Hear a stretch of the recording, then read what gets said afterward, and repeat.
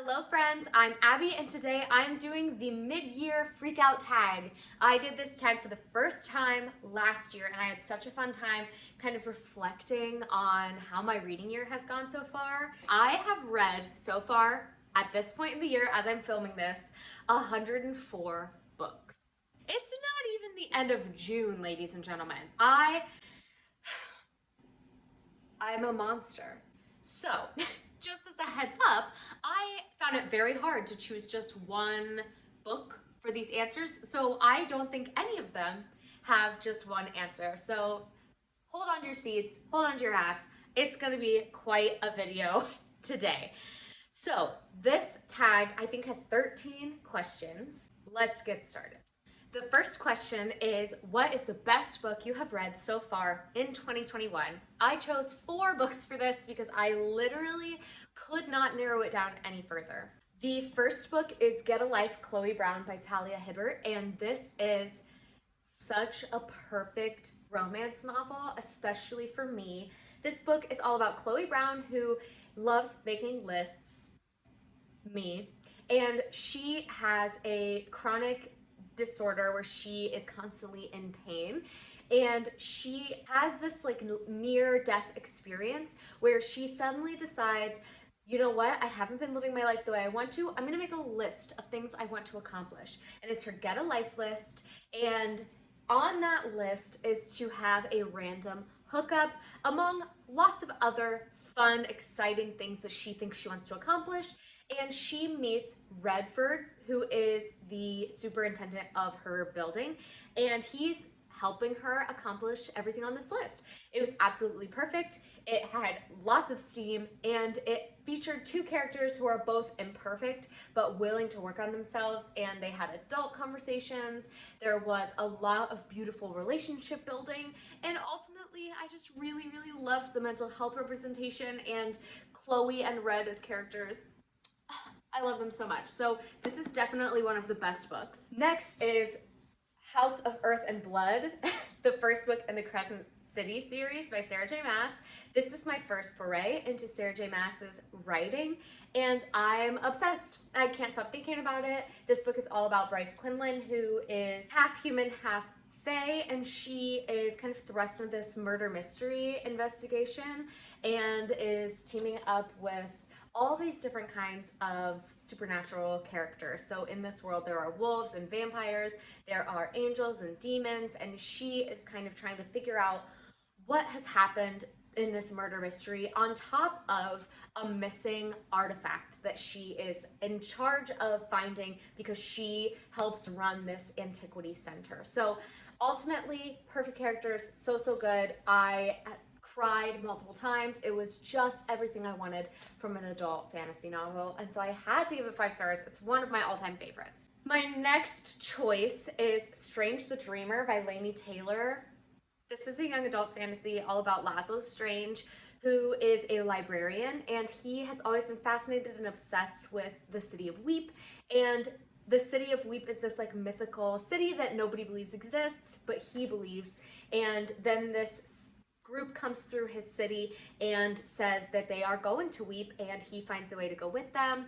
And it is this beautiful, slow love story that features the best characters. I loved every character in this, and it has that beautiful flowery writing that I really love.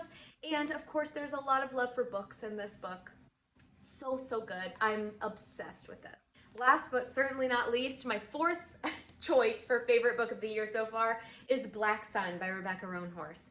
This is another fantasy, but it's like a fantasy sci-fi. It's set in this world where the sun, when it converges with the moon, will create what they call the Black Sun, and a group of people believe that the crow god will be reborn when the suns converge. And there are 4 different characters we're following in this, all of which are kind of on a different journey. There are different religions, there are different belief systems, there's a political aspect to this book, and it is an adult fantasy, so things get dark, they get twisted, and it ended on an absolute doozy of a cliffhanger, so I cannot wait for the next book to come out because this blew my socks off. It was so good. The writing was fantastic, and I was really drawn in by each character and everything that they were going through. So 10 out of 10, absolutely loved this. The next question, number 2, is the best sequel you've read so far in 2021. I have 2 choices for this.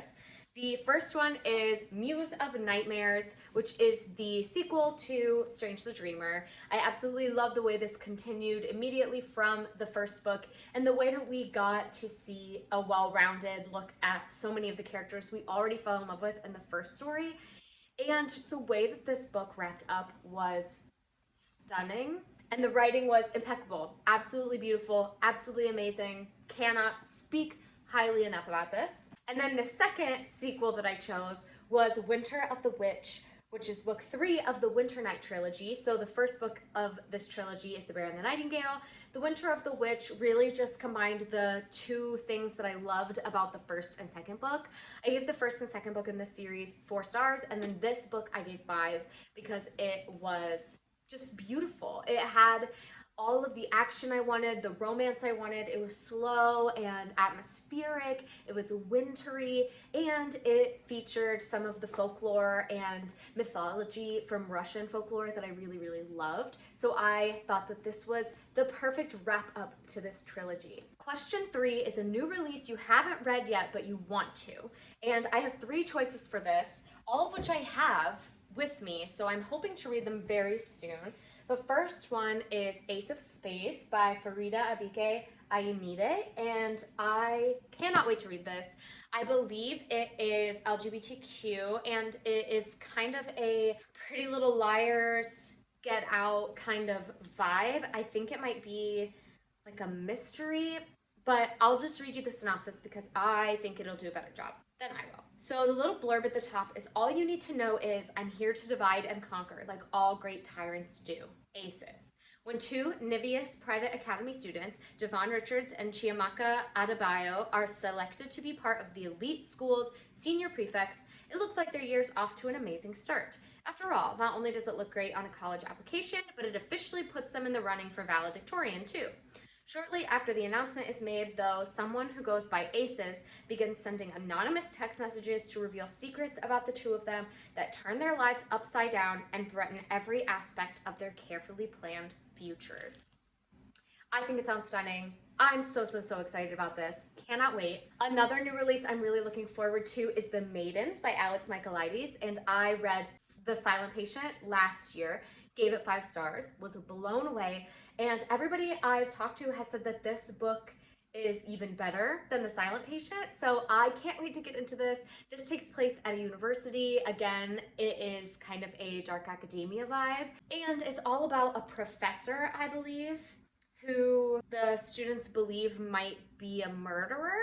I don't really know, but I know that it says it combines psychological suspense, Greek mythology, murder, and obsession, and I did not need to know more than that. And then last but not least, I am definitely going to get to Malibu Rising by Taylor Jenkins Reid. The Seven Husbands of Evelyn Hugo is one of my all-time favorite books.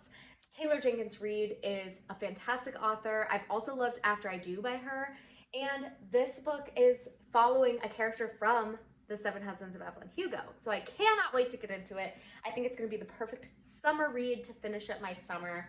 And this book is all about Nina Riva's end of summer party, and it follows her and her siblings over the course of 24 hours as they are going through this party and watching kind of the family and the house and everything fall apart. I think this is going to be so good, and I've heard everyone talk about how it made them fall in love with Malibu and what made them want to go to the beach. I think I'm gonna have the exact same reaction. The next question is the most anticipated release for the second half of the year, and of course I have multiple. The first one is All's Well by Mona Awad. This again takes place at a college university, and it focuses on a teacher who is putting on a production of All's Well That Ends Well, but the cast is hell-bent on putting on Macbeth instead. So things get crazy. I think it's a horror novel, so I can't wait for that. It sounds right up my alley. The next one is Small Favors by Erin Craig, which I don't know much about this book, except that I have previously read House of Salt and Sorrows by Erin A. Craig and was obsessed.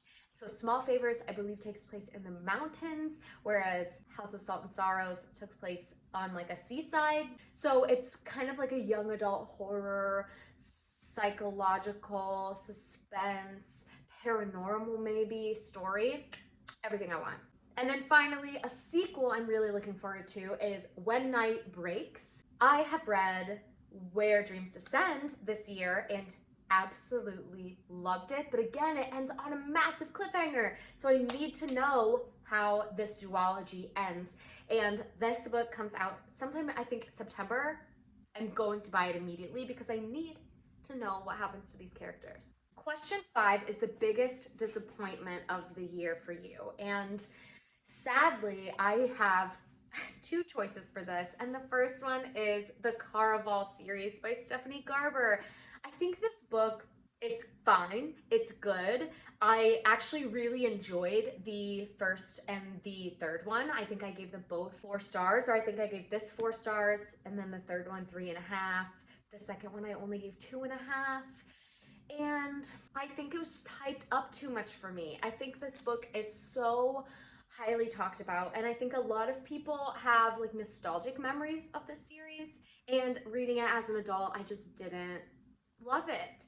It takes place at this carnival, and it's like a city called Caraval, a competition, and it's all about Scarlett and her sister Tella, and they go to Caraval for the first time to escape their abusive father, and the shtick of Caraval is that everything is an illusion, but then when Tella is taken and Scarlett has to find her sister, she starts to think things might be more real than they are advertised to be. So it was fast-paced, it was fun. I read it pretty quickly and was pretty invested, but the ending really, really let me down. And then the second book switches perspectives, and I didn't like it. And then the third book, really, I just read it to be done. I didn't enjoy it that much, so this was definitely a disappointment for me. And then the second book that really disappointed me was House of Leaves, and this is another one that's so hyped. People say like it's the best reading experience they've ever had, and it's so scary they can't sleep at night. Don't read it in the dark, it's terrifying. And ultimately, I was just bored the whole time. It never got scary for me. It got a little creepy, but never scary. I didn't have the claustrophobic atmosphere vibes that everyone else got.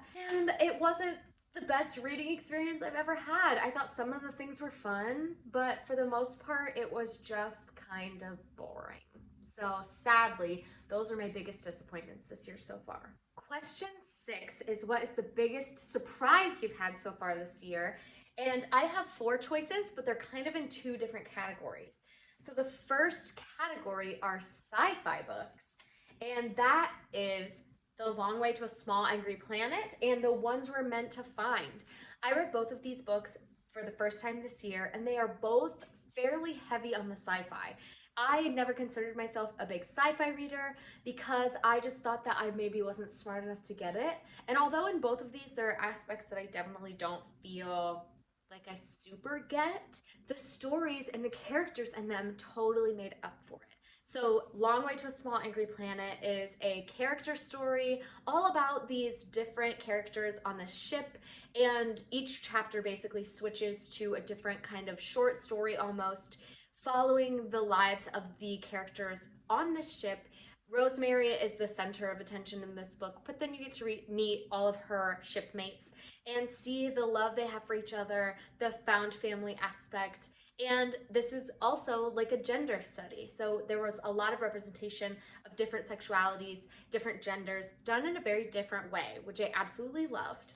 And then The Ones We're Meant to Find is a sci-fi about 2 sisters who are separated, and you're kind of figuring out why, you're figuring out what's going on. One is in this eco-city that floats in the sky, and one is on this abandoned island and is struggling to make it back to other land to find her sister.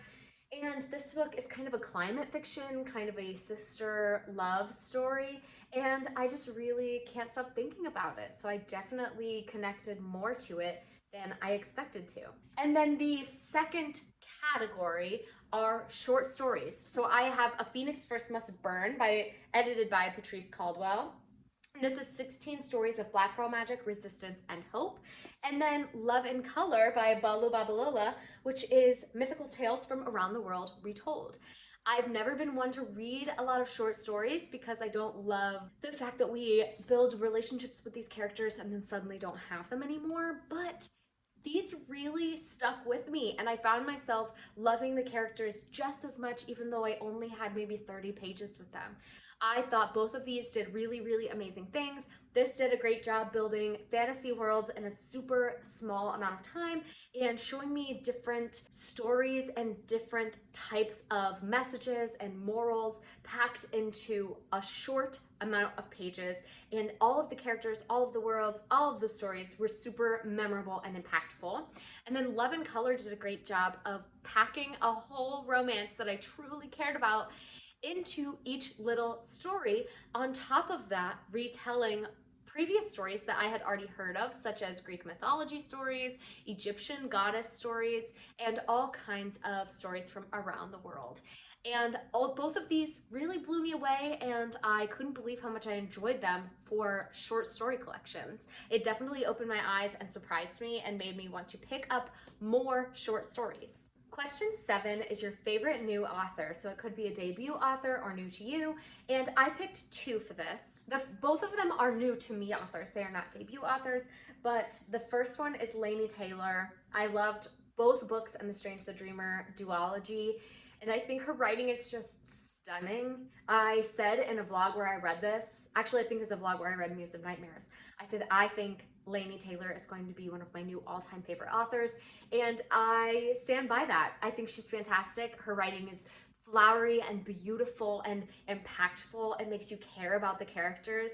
Absolutely stunning. Her world building is impeccable. Love it. And then another author that I think is a new favorite author for me is Carmen Maria Machado. She wrote In the Dream House, which is her memoir, but she also wrote Her Body and Other Parties, which I just read recently, and I truly enjoyed both of them. But her memoir for me is really what stands out as making her a favorite author for me, because her memoir is written in this super impactful, dreamlike way where it all connects with one thorough line story all about an abusive relationship between 2 women, but it's showing it in all these fantastic ways, and each chapter is written in a completely different style and way. There's a choose your own adventure chapter in this. I just think the creativity and the imagination behind her writing it just can't be topped, and I absolutely love it. So she's definitely a new all-time favorite author for me. Question 8 is your newest fictional crush. And again, I have 2 answers. The first one is Hunt in Crescent City. He's big, he's beefy, he's got that like manly energy, but he's also going through trauma and is learning to cope with that, and is super open to kind of working on himself and fixing his own ideas and fixing himself rather than trying to fix somebody else. And honestly, we just love to see it. Not to mention, we love to see big masculine guys embracing their sad side. Amazing. But he's so protective of Bryce, and I just kind of love to see him as a character protecting her and standing up for her, but also like standing behind her, being her hype man while she went off on people. Love that. We love that in a man. I love that in Hunt. And then my other fictional crush is Michael in The Kiss Quotient. Although Michael is a male escort, he is definitely like one of the most in tune guys in a romance novel. He is very attentive to his fake girlfriend in this book, Stella, and he really takes care of her. He understands her differences and really helps her learn to love herself. And again, we just love supportive guys who are supporting the people they're with in finding their worth and finding what makes them special. And I absolutely loved that. Not to mention, he's described as a super hunky Asian American man, and I just couldn't. The next question is your new favorite characters so far this year. And I do have a couple favorite characters. So the first ones are all of the characters in The Long Way to a Small Angry Planet. All of them are memorable. All of them hold a very special place in my heart. And I can't stop thinking about whether they're okay or not. I also think a lot about Serapio and Ziala from Black Sun. Super intense, very different characters, but I love them. They are both fierce and they stand up for what they believe in and they hold true to their beliefs. And I just was blown away by them. They're my favorite characters in this book for sure. I loved Vasya in the Winter Night trilogy, but I think the winner for my new favorite character has to go to Darby in No Exit. Darby is intense. She is really just trying to like get her stuff done. Like she just wants to get home because she has a lot of stuff she's dealing with. But of course, in No Exit, if you've heard me talk about this or heard someone talk about it, it is the story of Darby who gets stuck at this rest area during a major snowstorm, and she is really just trying to get home from college. But while she's at this rest area, she sees a young girl in a dog cage locked in the back of somebody's truck, and she decides she has to free this girl, and she's wondering how she's going to get this girl out and help her escape. So Darby is just intense. She's brilliantly minded. She comes up with these ideas that are just so creative, and she's quick thinking. She is protective and she's sassy, and I just loved her. I loved her intuitiveness to figure out what is going on. She's aware of her surroundings, and she is the girl you want with you when stuff hits the fan. You want a Darby in your life. You need one. Next is a book that made you cry. And Crescent City, I've already mentioned, made me cry. Strange the Dreamer obviously made me cry. But the book that wins for the book that made me cry the most so far this year is Before the Coffee Gets Cold by Toshikazu Kawaguchi. And this is a story about a coffee shop where you can go back in time, but you have to return before the coffee gets cold. And this book features 4 different people who travel back in time, and it focuses on why they travel back in time, what they're learning, the lessons they bring back with them, and ultimately it was beautiful. It taught me a lot about myself, a lot about life, and it made me cry. It's a short book, but it sure packs a punch. I loved it. The next question is a book that made you happy, and I decided to go with Love in Color by Bolu Babalola. This, again, is a collection of love stories, and it really just, every story I read lifted my heart and made me smile. It made me feel warm and cozy inside, and because they're so short, you didn't have like that major third act conflict where the characters have this major falling out and it takes 100 pages for them to rekindle their relationship. And so it just had all the great parts of a romance. It did have some hard-hitting moments, don't get me wrong, but the romances were so happy. They just made me smile. And then another book that I've read so far this year that brought a smile to my face, really just made me feel joyful, was the Tea Dragon Festival. This is the sequel to the Tea Dragon Society, and the Tea Dragon Festival was really just a happy story about this city where a Tea Dragon Festival happens every year, and this dragon awakens after hundreds of years of being asleep and is surprised to find that the world is not as he left it, and decides to kind of join in on this Tea Dragon Festival. It's cute, it's heartwarming, it is kind of a low fantasy, so there are dragons obviously, and it has a little bit of action, but it's mostly just a cozy book, and it definitely made me very happy. Question 12 is the most beautiful book you've gotten so far this year, and I have 2 choices for this. The first one is The Lost Apothecary by Sarah Penner, and this was one of my most anticipated books of the year, mostly because of the cover, but also because the premise was super interesting. This book is all about an apothecary set in the 1700s, I believe, that was known for the apothecary murders because she would provide poisons to women to kill off the men who have wronged them. So it was definitely a very interesting premise. It didn't necessarily live up to what I expected, but the cover definitely went beyond my expectations. It's so gorgeous. And obviously I got the Book of the Month copy, so I'm very excited to own it. It is just a stunning cover. I love the colors, the gold, the green beetle, all of it is just really, really stunning to me. And then so far, this is my favorite book of the year, the most beautiful one, I should say. And it is The Light Through the Leaves by Glendy van der Rohe. I absolutely love the colors on this cover. I think that the white blocky text on the front with the sunset in the back, these leaves over top of it are really just stunning. The spine is beautiful. And then the best part is when you open it up, the naked cover is just as beautiful. I'm obsessed with what this book looks like, and I did give this book 5 stars. It is one of my favorites of the year so far, so I highly recommend you guys pick this up. Question 13, last but not least, what books do you need to read before the end of the year? And I'm not going to tell you the synopsis of these books necessarily because I have already talked about them quite a lot. But the first one is Hamnet by Maggie O'Farrell. This did win, I think, the Women's Prize for Fiction, and I haven't read it yet, and I'm disappointed in myself. So I want to read it. I've heard it's very like Greek mythology style, but with Shakespeare's family, so I'm excited about it.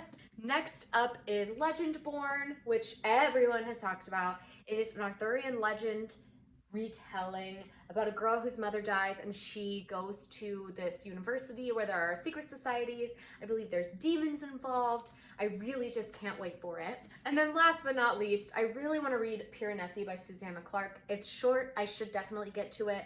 And I was going to read it this month, but it is going to be a pick for my real life book club. So I'm going to wait and try to read it for the month that we read this with my book club. So I'm so excited to read this. I can't wait to get into it, but I'm waiting until my book club reads it. And with that, we have completed the mid-year freakout book tag. So please comment down below what your answers to some of these questions would be, because I love watching these videos. I love making them. I am just so excited to talk about the books I've read so far this year, because again, I've read 104. So it is out of control. Thank you all so much for watching. Please like, comment, subscribe, share this video with anyone you think would enjoy it, and I'll see you next time. Bye, friends.